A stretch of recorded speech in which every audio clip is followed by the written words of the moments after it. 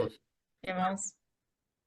Bueno, feliz día a todos. Feliz día, gracias. Día del abogado, 4 de la tarde, 29 estar de acá, la agosto. verdad, se los agradecemos.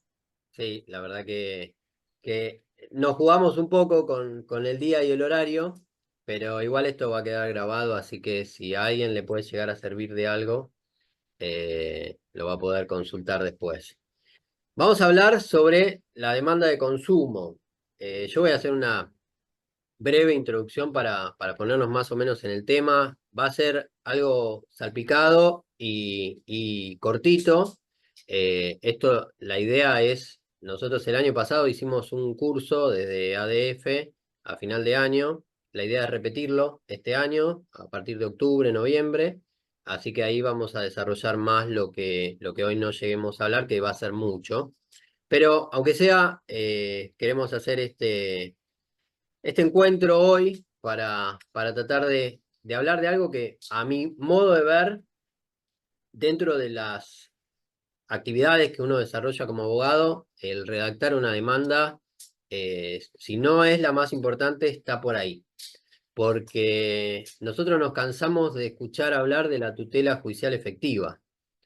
Pero para que haya tutela judicial efectiva necesitamos una demanda bien redactada, porque a veces nos quejamos, y yo me pongo también en ese lugar, de que la justicia no interpreta, no falla como queremos, o deja alguna cuestión sin tratar. El tema es si nosotros podemos llegar a haber tenido algo que ver en la forma que redactamos nuestra demanda. Y acá les voy a hacer, no hay muchas cámaras prendidas, pero yo voy a levantar la mano para una brevísima encuesta de una pregunta.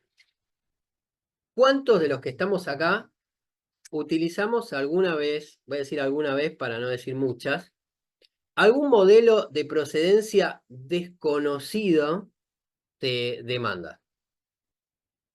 Levanten, levanten, vamos, vamos, vamos. Y los que están ahí, yo me imagino que por ahí están levantando.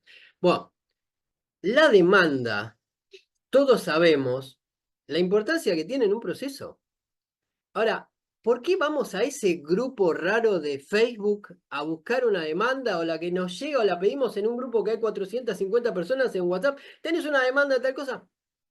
Bueno, a veces uno recibe demandas que hasta tienen en el derecho el Código Civil.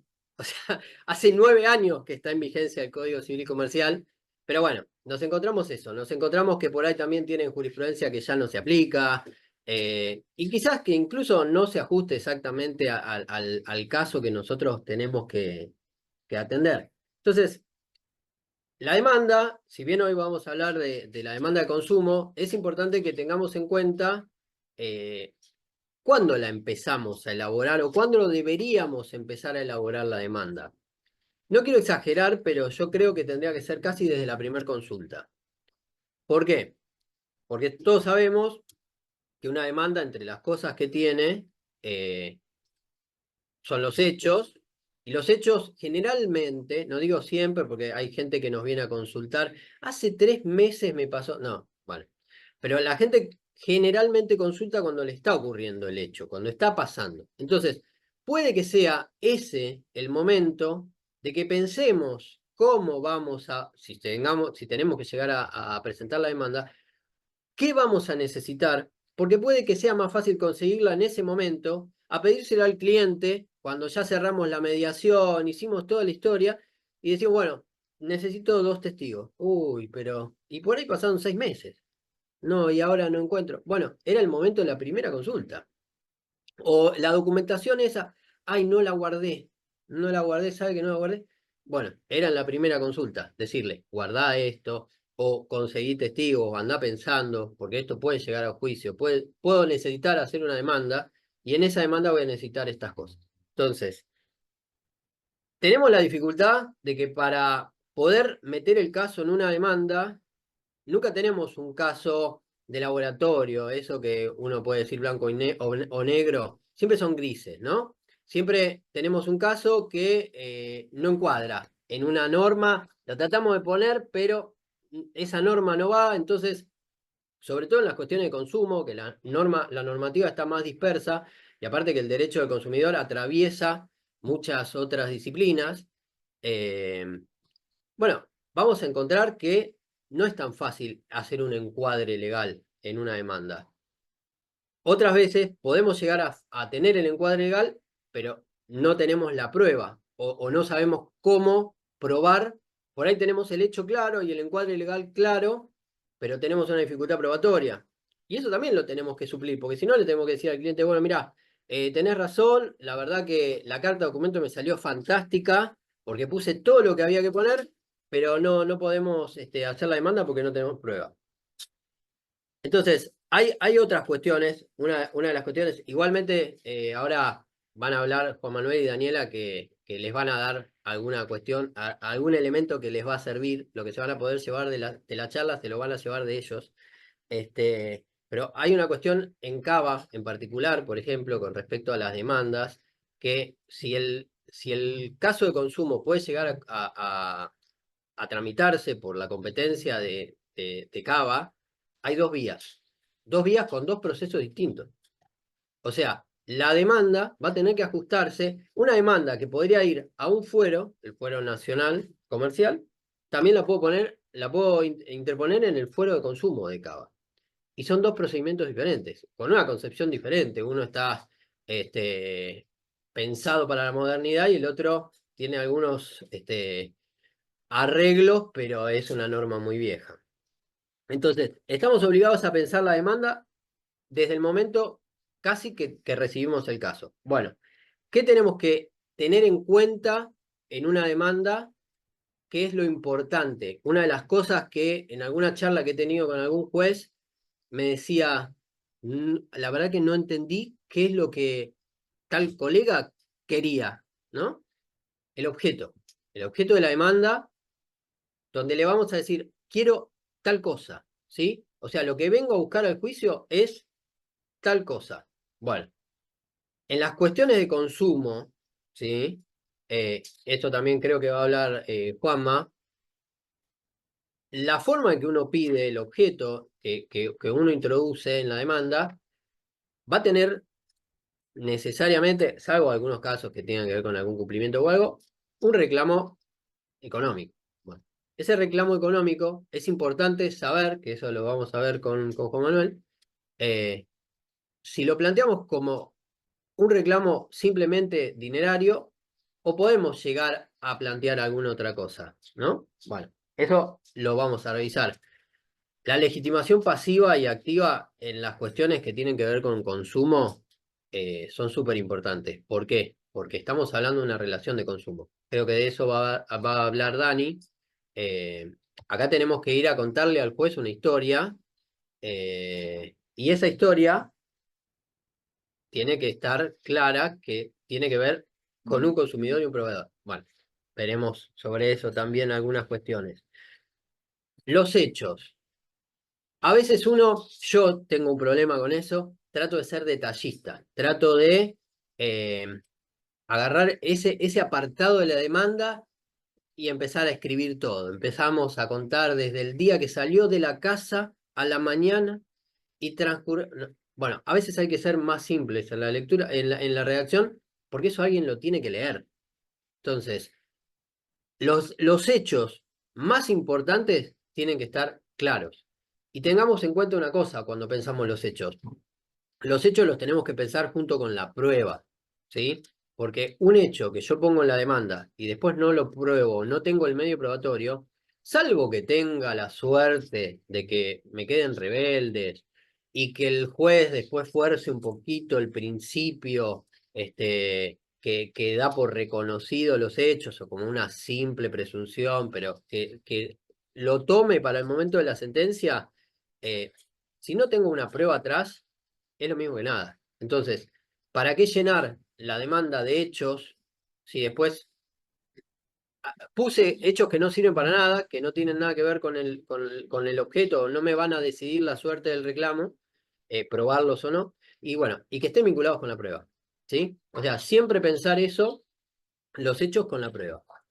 Y bueno, y por último, la prueba, como estamos hablando, ¿no? Esto es una introducción, una brevísima introducción a lo que por ahí se van a poder llevar hoy, pero me pareció que era necesaria hacer esta introducción para no arrancar directamente con, chicos, pongan tal cosa en la demanda, no. O sea, primero, destacar la importancia de la demanda. Para mí, en nuestro trabajo es importante y como les dije, si la tutela efectiva, judicial efectiva, sería una puerta, la demanda es la llave, ¿sí? Entonces, tenemos que hacer la mejor llave para poder lograr o reclamar esa tutela efectiva.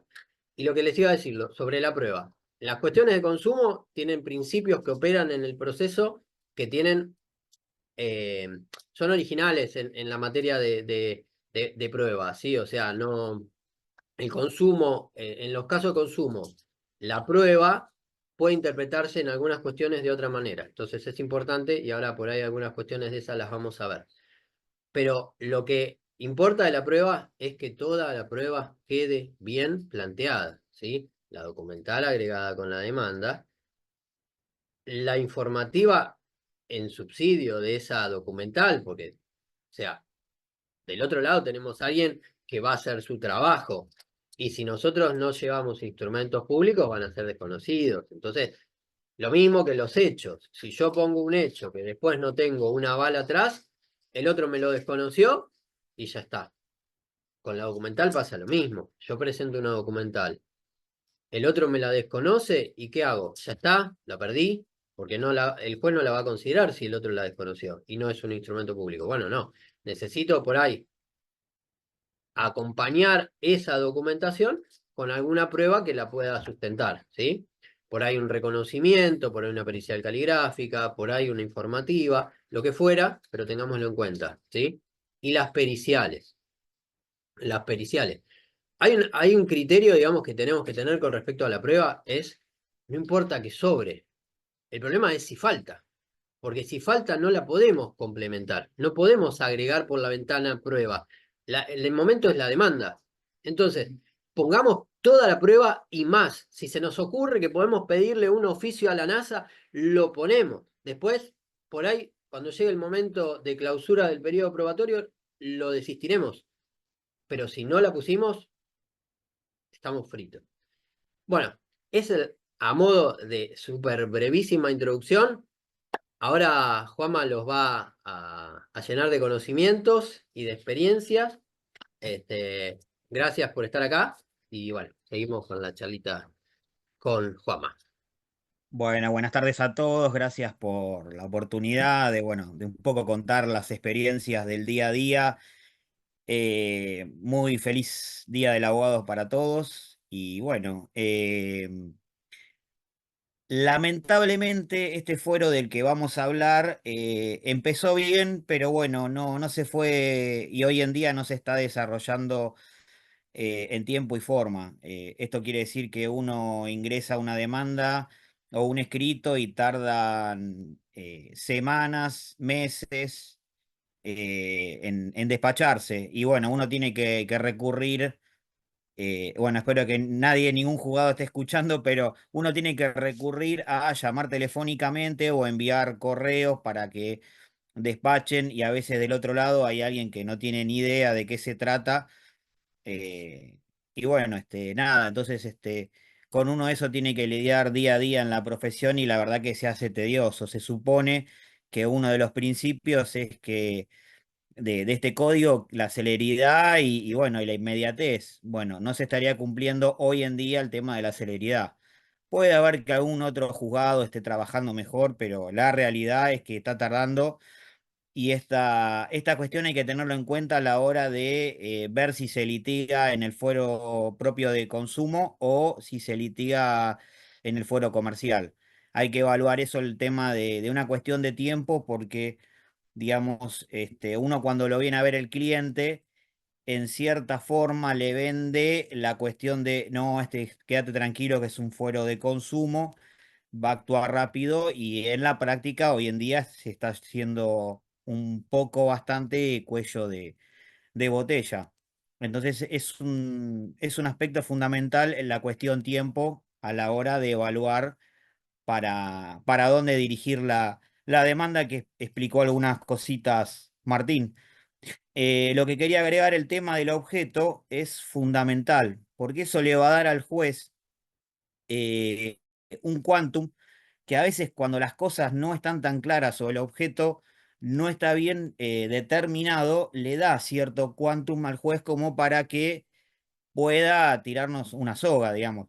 Por ejemplo, nosotros lo que hacemos, además digamos, de la demanda que ustedes conocen de civil, yo particularmente lo que hago es, abajo le aclaro, bueno, que uno viene a demandar en los términos de la ley 24.240 por la violación y establecer bien cuál es el vínculo contractual que tengo con la demandada.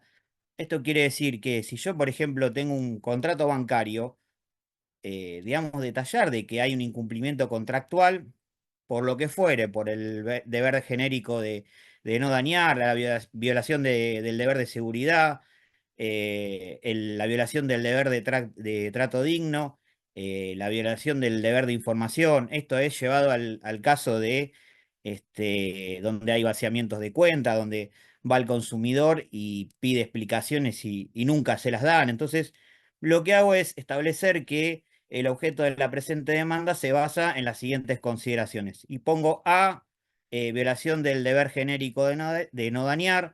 Pongo B, evitar la causación del daño. C, violación del deber de seguridad. Violación del deber de información. Violación del deber de trato digno. Y eso, bueno, lo voy teniendo en cuenta a la hora de ver realmente cuáles son las consecuencias dañosas para el consumidor. Así que bueno, está bueno eso poder detallarlo porque nos va a pasar que si es muy escueto el objeto, el juez nos va a decir, pero vos en la demanda no me lo pidiste. O sea, no tengo mucho margen como para poder moverme. Entonces con eso uno lo hace más amplio y permite que el juez por ahí, si está algo, una cuestión medio dudosa, no nos tire una soga, digamos. Después otra cosa a tener en cuenta el tema de domicilio. Parece una obviedad, pero bueno, hay muchos colegas que no reparan en eso. O sea, hacen la primera entrevista, la segunda y a la tercera por ahí le traen la documentación y revisan y no hay manera de llevarlo a Capital Federal. La demandada tiene domicilio en provincia y el actor es también de provincia. No hay manera de forzar la competencia. Así que bueno, eso es un dato para tener en cuenta. Después el tema del proceso de consumo, brevemente les explico, hay dos tipos de procesos, uno es el ordinario y el otro es el ampliado. Por lo general, nosotros el que usamos es el ordinario, es el de plazos más cortos porque, digamos, tiene que ser algo muy complejo donde se dificulte la producción de prueba y demás, pero a nosotros como consumidores nos conviene el proceso ordinario porque, bueno, tiene más breves los plazos para contestar para la demandada, entonces, ¿para qué vamos a facilitarle las cosas? Eh, Así que eso me ha pasado de ver cuando me contestan demanda que reconvienen. Bueno, en el proceso ordinario no se puede reconvenir, razón por la cual uno tiene que oponerse. Igualmente el juzgado directamente no hace lugar a la reconvención, pero bueno, si llegara a pasar de que hace lugar, ustedes se pueden oponer. Porque dentro del proceso ordinario no está estipulado, eh, digamos, la reconvención. Sí en el otro tipo de proceso, el ampliado. Después, bueno, el tema de acta poder también es importante, que eso lo va a hablar Dani, eso le va a facilitar las cosas para no tener que a cada rato pedirle al consumidor o ante las audiencias de que se conecten y demás. Eh, Así que bueno, eso lo va a hablar un poco Dani. Y algo fundamental es la citación de los terceros, que nos pasa a veces que cuando iniciamos la demanda queremos demandar a todo el mundo. Entonces citás a la línea aérea, citás a Despegar, por dar nombres, citás a, no sé, a 4 o 5 personas y después te encontrás con un problema bárbaro porque agarran, lo citan como tercero y tardan un montón las notificaciones, o sea, nunca cursan la demandada, obviamente no se va a apurar a notificar al tercero, entonces demora un montón las notificaciones. Yo por lo general lo que hago es, si puedo establecer el vínculo solamente, por ejemplo, en el caso de Despegar, que le compré el pasaje aéreo a Despegar, directamente lo cito a Despegar y en la mediación no cito más a nadie, para evitar de que después en el proceso haya una citación de tercero y demás. ¿Esto qué hace? Esto está muy bueno porque cuando la demandada intente citar al tercero, uno se opone a la citación manifestando de que no se citó oportunamente en la mediación, en la etapa previa. Así que esto es un tip muy bueno para que lo tengan en cuenta. Y otra cosa que me pareció importante que dijo Martín a la hora de establecer la demanda, es que hay veces que cuando nos consulta el cliente, por ahí, por ejemplo, los casos de contra los bancos porque lo enviaron al Veraz por una deuda inexistente. Me ha pasado que la gente por ahí tarda en hacer una segunda consulta y uno realmente cuando va a hacer la demanda, lo que hacemos es pedir un informe de Veraz actualizado al momento que vamos a presentar la demanda. Porque muchas veces nos pasa de que no tenemos el informe con el riesgo crediticio y cuando vamos a hacerla, cuando ya hicimos la demanda e intentamos imprimir el informe, nos da que no tiene ninguna deuda. Entonces, ¿qué vamos a reclamar si no tenemos ningún riesgo o situación crediticia desfavorable para el consumidor? Entonces, son pequeñas cosas que hay que darse cuenta a la hora de firmar la demanda. Y después, por último, algo muy interesante que le quería dejar es el tema de la actualización monetaria, que cuando nosotros, digamos, establecemos el objeto y demás, lo que hacemos es pedimos una deuda de valor, o sea, hacer la aclaración de que, por ejemplo, si reclamamos el valor de un vehículo, que eso se transforme en deuda de valor y que ese valor de vehículo sea el de al momento del dictado de la sentencia y que se actualice al momento del efectivo pago. Con esto quiero decir que el consumidor pueda percibir el valor actualizado del objeto del reclamo. Esto es importante porque en los casos de seguro, si nosotros no hacemos eso y pedimos que se pague a la suma asegurada, lo que va a hacer el juzgado es hacer esa suma asegurada, aplicarle intereses y no se va a poder volver a comprar el mismo auto. Y después, bueno, nos va a traer un problema bastante importante con el consumidor. Eh, y después otro temita, el tema de la prueba, agregaría que tenemos que ver de por ahí reforzar la prueba, porque por ahí nosotros no, nos pasa a veces que no tenemos la póliza. Entonces lo que hacemos es pedimos mediante la prueba contable que adjunte la póliza, número tal y tal, y a su vez pedir a que la otra parte, mediante la carga dinámica de las pruebas, que aporte la póliza correspondiente. O, por ejemplo, muchas veces queremos probar el tema de una página y veo que algunos por ahí piden una pericial informática, que a veces tarda un montón y es todo un tema abrir una pericia nueva, que eso se puede por ahí subsanar con un reconocimiento judicial. Se pide por Secretaría de Juzgado que certifique que ese dominio pertenece a la demandada. Así que bueno, estas son algunas cuestiones. La verdad que es muy amplio el tema de la demanda, es muy interesante, pero bueno, no quería dejar de, de agregar estas cosas como para que la tengan en cuenta al momento de, digamos, de entablar la demanda.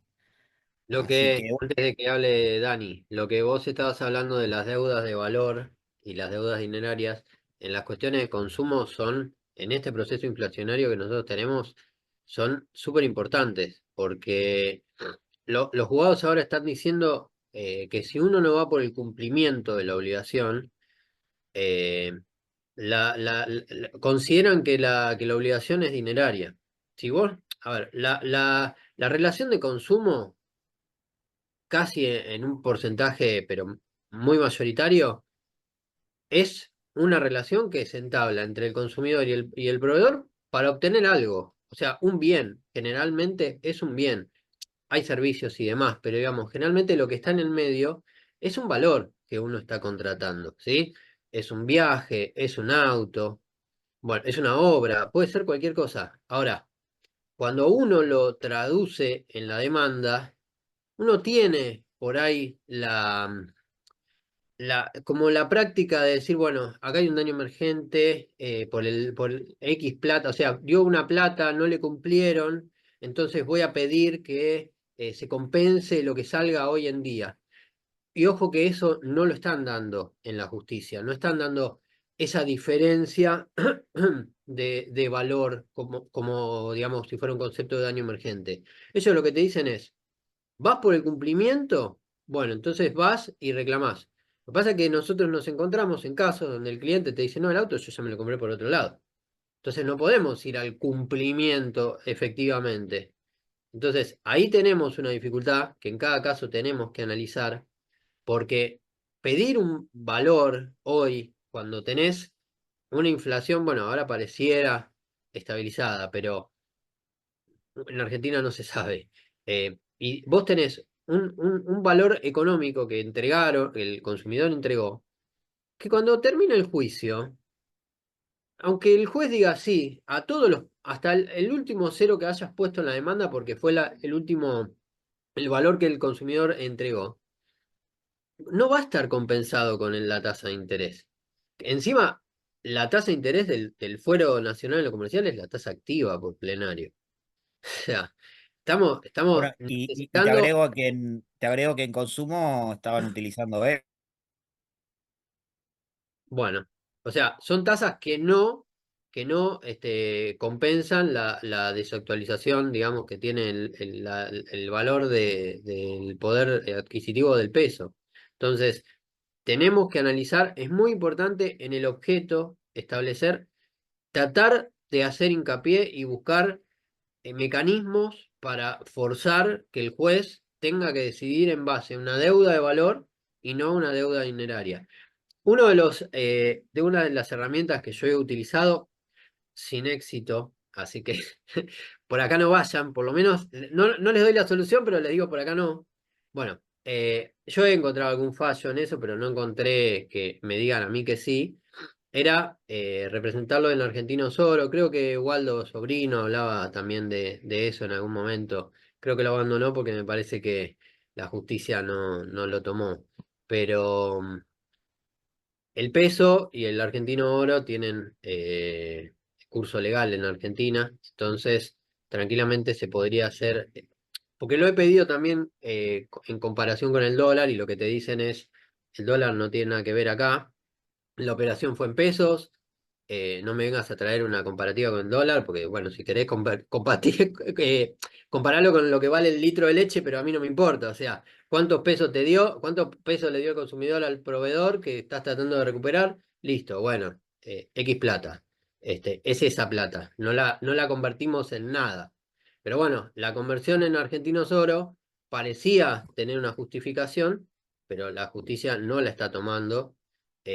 Y el tema de la deuda considerada de valor cambia, pero rotundamente, porque la actualización supuestamente está prohibida, por lo menos hasta ahora. Cada vez hay más excepciones, aunque hay cuestiones también que están teniendo problemas, por ejemplo, en el fuero laboral, la actualización obligó ahora a las salas a tener que declarar la inconstitucionalidad, porque lo estaban tratando de hacer a través de tasa de interés y demás, y la Corte ya se lo bajó 2 veces. Eh, pero es un tema muy importante, porque al final del juicio, cuando le tengamos que decir al consumidor, ganamos, bueno, ¿cuánto vamos a cobrar? Y el monto no le va a resultar interesante. Entonces, el tema del objeto y la deuda de valor y la deuda dineraria es un tema a tener muy en cuenta al momento de hacer una demanda, sobre todo de consumo. Bueno, listo, perdón, Dani, la interrupción, pero me parece que ese es uno de los temas a tener en cuenta cuando uno hace este tipo de demandas. Dani, Genial, gracias Martín. Sí, retomando eso también lo que es, bueno, el daño punitivo, ¿no? El tema de cuantificarlo o no cuantificarlo. Hoy por hoy lo podemos cuantificar en lo que son canastas básicas. Recuerden que se actualizó. Entonces, pidan siempre lo que es en canastas básicas Hogar 3 para tenerlo al menos actualizado. Yo voy a hablar un poco de lo que es en sí, qué es un consumidor y qué es un proveedor. O sea, parece una obviedad, pero vi muchas demandas, las cuales se las rechaza justamente porque no se justifica lo que es la relación de consumo o porque directamente no se considera lo que es consumidor. Un poco de lo que hablaba Martín, de apenas llega el cliente tratar de empezar a construir todo lo que es este rompecabezas y empezar a construir lo que es la prueba y encuadrarlo o por lo menos darle la visión, si es que directamente no es un consumidor, tratar de darle lo que es la visión de consumo, ya sea desde las cartas documento que vamos a enviar, este, no decir, no sé, que trabajaba de Uber, ¿no? Alertarlos a los clientes, si es que nos llaman antes de hacer una denuncia policial o algo así, alertarlos de estas pequeñas cosas. Me ha pasado mucho también con el tema de los repartidores, que te dice, que ponen, sí, trabaja el delivery en lo que es un seguro. Entonces, bueno, si lo vamos a encarar después por un tema también de prescripción, de lo que es una relación de consumo, entonces, bueno, no digamos que trabajas de delivery, sí, pero trabajo desde otro lado, o al menos si nos llega lo que es esa denuncia, entonces estar alerta a esas pequeñas cosas como para contrarrestarlo en los dichos de la demanda, porque pasa muchas veces en lo que es las denuncias policiales que le preguntan empleado, empleado, por ejemplo, de delivery, o empleado, no sé, transportista, que tiene directamente que ver con lo que es el objeto. Entonces, bueno, si bien trabajaba de transportista, ahí va un poco lo que es la magia nuestra, en ese momento no estaba cumpliendo lo que son sus tareas, o trabaja de delivery para la empresa tal, en tal horario, adjuntamos prueba de que trabaja en tal horario, y en ese momento estaba yendo a buscar a la novia, iba al shopping a comprar un par de zapatillas, no las estaba transportando. Así que bueno, nada, primero de nada, estar atentos a esas pequeñas cosas. Y después, vamos a un poco a lo que es la ley en sí, de lo que es defensa del consumidor. El artículo número 1, dice que es consumidor, dice. La presente ley tiene por objeto la defensa del consumidor o usuario. Se considera consumidor a la persona física o jurídica que adquiere o utiliza en forma gratuita u onerosa bienes o servicios como destinatario final, en beneficio propio o de su grupo familiar o social. Queda equiparado al consumidor quien, sin ser parte en una relación de consumo, como consecuencia o en ocasión de ella, adquiere o utiliza bienes o servicios en forma gratuita o onerosa como destinatario final, en beneficio propio de su grupo familiar o social. A ver, es muy amplio. Todos somos consumidores, entonces. Entonces, veamos más o menos en qué es el artículo, porque no todos somos consumidores ni todo el tiempo estamos facultados para ser consumidores, que es algo que es un error muy típico que veo en lo que son las demandas de consumo o cuando incluso otros colegas lo consultan.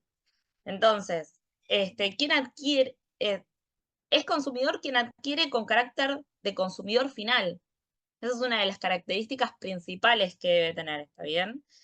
O sea, no le incorpora a lo que es una cadena de comercialización. Hay una demanda que leí en el foro de consumo, de una abogada que ella le hace la demanda. El plot twist es que se la rechazaron.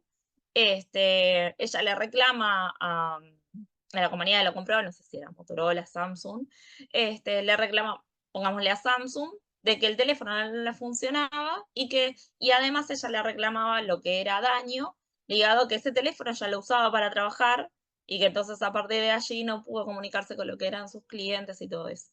Es algo que nos puede pasar a todos. El tema que ella misma está reconociendo que no es consumidora. Ella le incorporó a lo que es su cadena de producción, en este caso, en utilizarlo para su carrera profesional. Qué diferente sería si esa abogada hubiese dicho que ese celular que ella compró no le permitió comunicarse con su familia, no le permitió ver a su nieto que estaba en España, y que por primera vez lo iba a ver a través de una videollamada, y en ese momento no pudo porque el teléfono se le rompió. Digo, es diferente, ¿está bien? Entonces tenemos que tener en cuenta esas pequeñas cosas. También el carácter, ¿no? El consumidor final, ya sea para beneficio propio o para el beneficio familiar. Pasa mucho, por ejemplo, con lo que son, no sé, televisión por cable. Es un beneficio familiar. Si bien uno es el titular, varios son los beneficiarios. Y después, el artículo en el segundo párrafo lo que nos dice es quienes se encuentran en ocasión de una relación de consumo. ¿Y esto qué sería? Todos, entonces, ¿cuándo estamos en una ocasión de una relación de consumo? Es medio difícil. Bueno, por ejemplo, yo me imagino, como dice Gina, voy a un shopping, ¿estoy consumiendo o no estoy consumiendo? ¿Ustedes qué opinan? Ahora los micrófonos, ¿qué opinan? Si yo voy a un shopping y estoy caminando por el shopping, ¿estoy consumiendo o no estoy consumiendo? Bueno, incógnita. Nora, estás muteada. Ah, cierto, tenés que...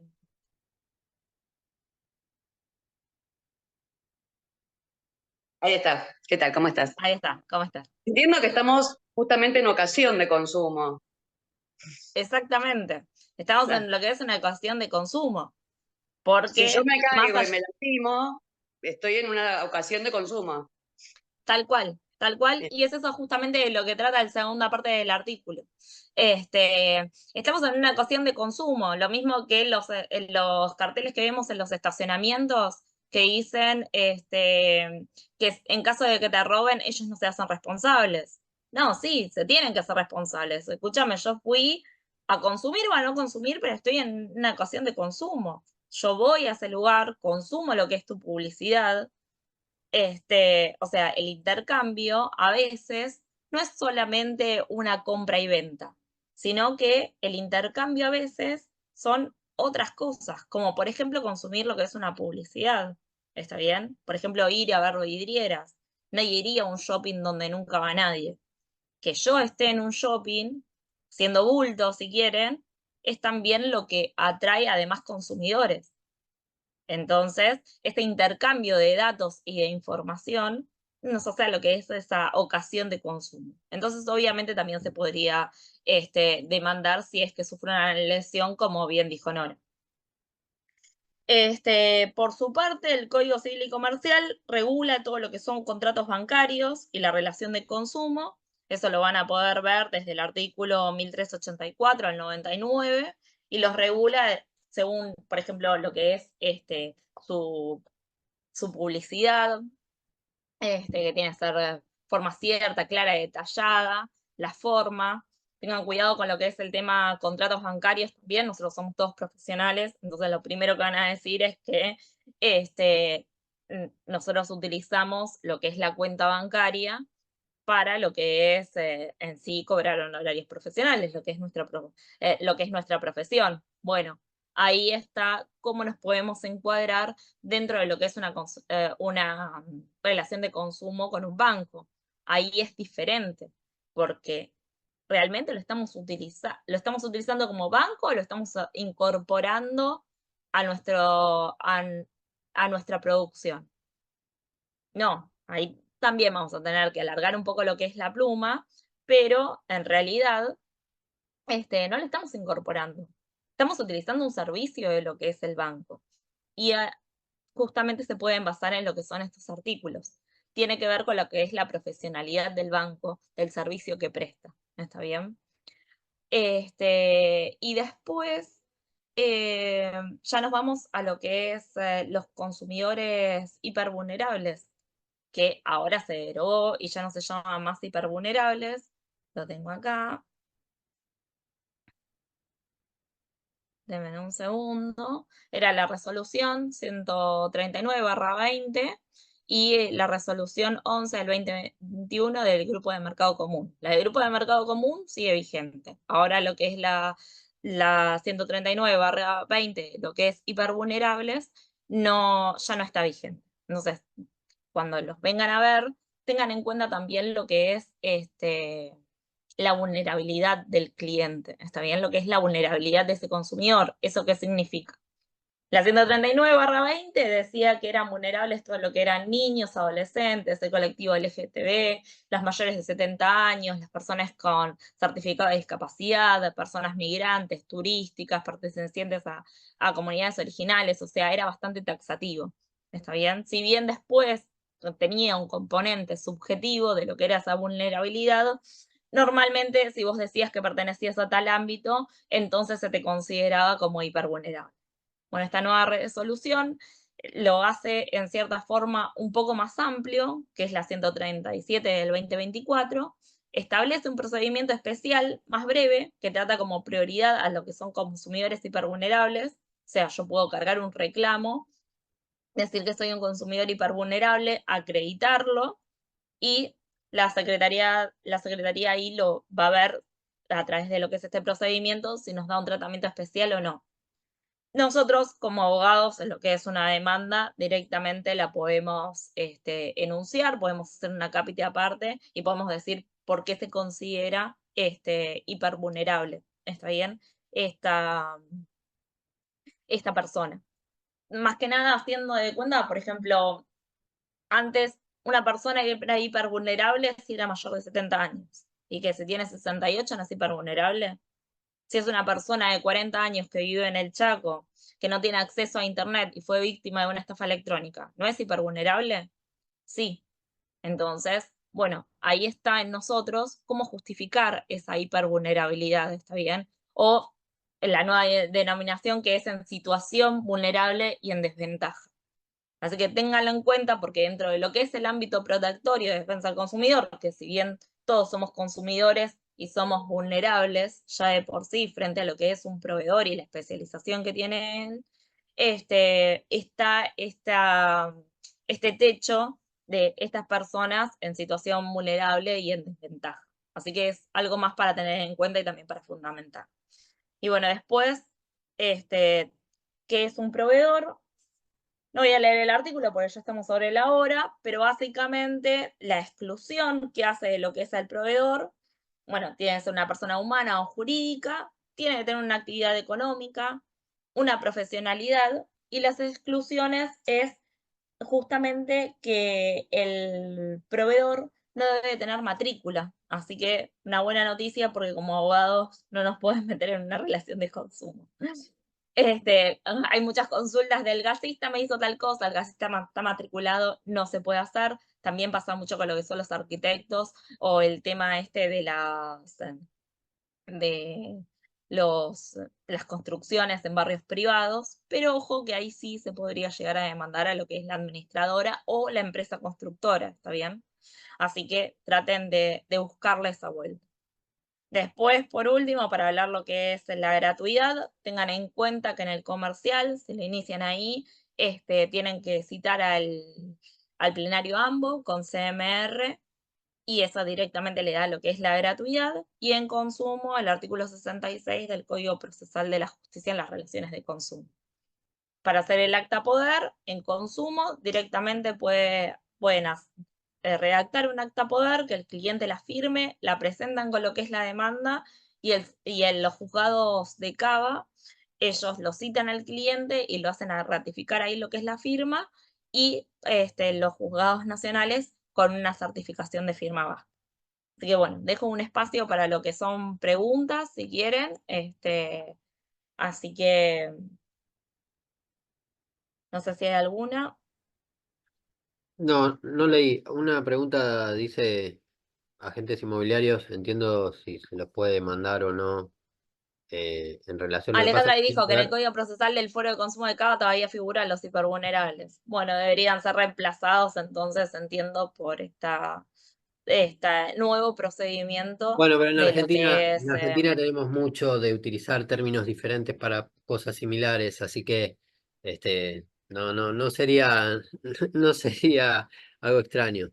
Bueno, Y después para los agentes inmobiliarios, entiendo que sí tienen matrícula, pero pasa mucho con lo que son los agentes inmobiliarios que atrás hay una empresa. O sea, es un agente inmobiliario sí, o a veces no, porque también hay muchos vendedores que no debería ser así. Pero atrás está RIMAX, atrás está Century. Bueno, podrían ir contra ellos. ¿Está bien? Porque si bien tienen a alguien matriculado, sería como el caso de, no sé, un sanatorio. Ahí lo que te agrego es que también hay que acreditar el tema para destino personal o familiar, porque muchas veces pasa que el consumidor ya tiene una vivienda y compra una segunda o tercera vivienda o en pozo, por ejemplo, y tardan en la construcción y demás, y ya ahí es complicado hacerlo pasar por consumo. No, bueno, yo creo que ahí debería venir la empresa y decirme que yo realmente soy un inversor y que me dedico a eso. Exacto. Porque Sí, puedo lo que tener llamamos tranquilamente una segunda vivienda. Yo tengo ganas de irme el fin de semana a pasar al Almagro o a un monoambiente No, claro, no, a mis ver, fines de lo que digo es, semana. bueno, vos me conocés y he encarado demandas así, pero digo, avisarle al cliente, mira que no, digamos, donde la otra parte inicia un incidente de solvencia o, digamos, la regla general que la relación de consumo se presume. Ahora, si del otro lado se da que justo compró 2 o 3 departamentos, ya es otra cosa. Me hace acordar a un cliente que tuvimos que también era por un tema de escrituración, quería encararlo por un tema de consumo. Pasa mucho también que los clientes solamente quieren el tema de consumo por un tema de gratuidad. Y no era un tema de consumo porque había comprado 4 lotes en el mismo country. Claro. Pero bueno, eso también, redondeando la idea, es, digamos, un poco lo que había hablado al principio, es que no es traer a todos al que vende, o sea, ir contra el más fuerte. Si vos ves que del otro lado tenés a Rimax, listo, Rimax en realidad está organizado como una empresa y bueno, y vamos para ahí. O contra la constructora si vemos que es una constructora potable. Ahora, si lo buscamos en el PJN y tiene 500.000 causas y complicado, como el caso de Winans. O sea, De sí, tiene Win. la razón el consumidor, sí. Bueno, digamos, fácticamente es probable que pueda recuperar la plata y no. Y bueno, ahí ya es una decisión del abogado. Claro, exactamente. bueno, Así más o que menos bueno, en sería, esas, no, esa sería, si no tienen preguntas, ahora no, tenemos otra charla sí, tenemos la charla del rol del de la abogado, abogacía con la Comisión de Seguridad Social. Espero que se queden. exactamente, es a las 17. ¿Está Así Nadia que allá? no sé si Sí, Agustina sí, ya está esto Nadia y Matías, ahí les doy audio. se hace de continuado, el asunto es como los Vamos a viejos hacerlo programas continuado, vamos a hacerlo ómnibus. continuado. Hola Nadia. Muy bien. Esto es así de Nos faltó ir continuado. al Feliz cine. día. Feliz ¿Cómo día a estás? todos.